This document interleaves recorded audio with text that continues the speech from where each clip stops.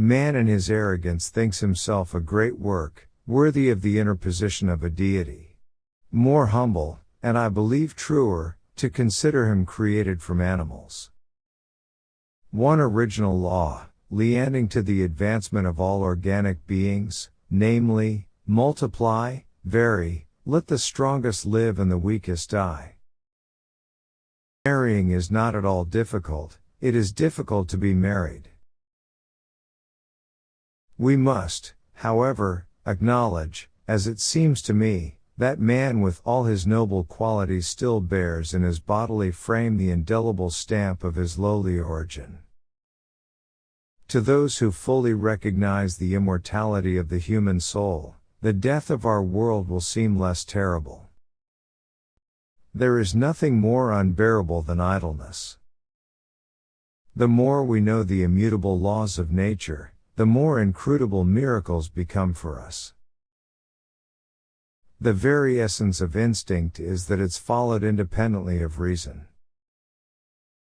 In conclusion, it appears that nothing can be more improving to a young naturalist than a journey in distant countries. We are always slow in admitting any great change which we do not say the intermediate steps. It is not the strongest of the species that survives but the most adaptable. Great is the power of steady misrepresentation. Intelligence is based on how efficient a species becomes at doing the things they need to survive. Man selects only for his own good.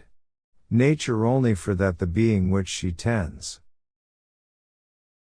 Sympathy for someone else's joy is a much rarer gift than sympathy for someone else's suffering.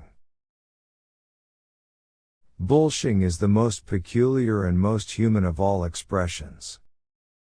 The highest possible stage in moral culture is when we recognize that we ought to control our thoughts. The love for all living creatures is the most noble attribute of man. We stopped looking for monsters under our bed when we realized that they were inside us. If the misery of the poor is caused not by the laws of nature, but by our institutions, great is our sin. A man who dares to waste 1 hour of time has not discovered the value of life.